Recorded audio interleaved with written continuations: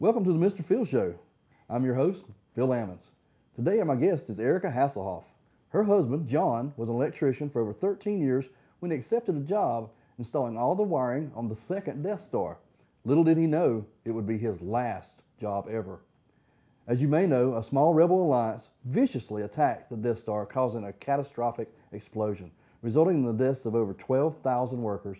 Here's a clip from the attack that was caught by an eyewitness.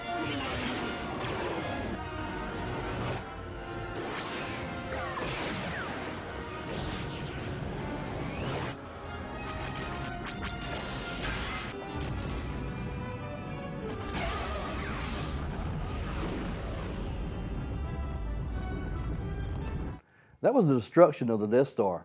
Erica, welcome back. How are you doing? Well, I mean, I'm doing the best I can. It's hard to watch. That's only the second time I've watched that, and it's just it kills me each time I see it. It's hard. Can you tell me a little about the time you spent with John leading up to the event? Well, you know, we had the perfect life. We were happy. We've been married for a while. We've got 2 young kids, which, you know, they don't fully understand, and I explained it to them. But you know, we were so happy together. We were meant to be with each other, and it's a tragedy. I don't even know how I'm going to go on. I don't even want to watch it again. I hope I never even have to see it again.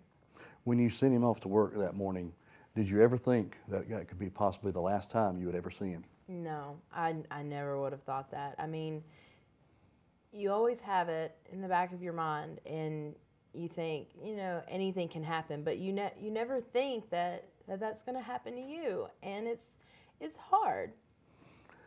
What do you think about the rumors that have been floating about that you was having an affair with one of the high-ranking rebel lieutenants, which was actually an associate of Jabba the Hutt? What is your response to that? Honestly, I've not heard that, and that offends me. That's ridiculous and terrible. I'm so offended. I can't believe you would even ask me that. I thought they called me, they asked me to come on the show, and they told me that we were going to talk about my husband, not some ludicrous statements what is that even, where are y'all coming from with that? That is actually probably going to be the lead story in a lot of the news services tonight. Oh my gosh. I need to speak to my lawyer then, because I'm too hurt and too upset and too devastated to even... No, I can't even talk about that. That's just ridiculous. If you could be alone for a few minutes with the people responsible, what would you have to say to them?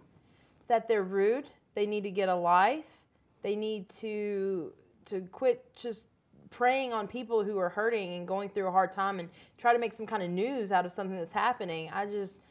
You know, I'm mourning the loss of my husband. I don't need people throwing accusations at me. If that's something that they thought, then they need to come to me and say that to me. That's ridiculous. I'm glad I gave you a chance to respond to that. The question I intended for it to be about, what would you say to the people responsible for the destruction of the Death Star, if you could talk to them?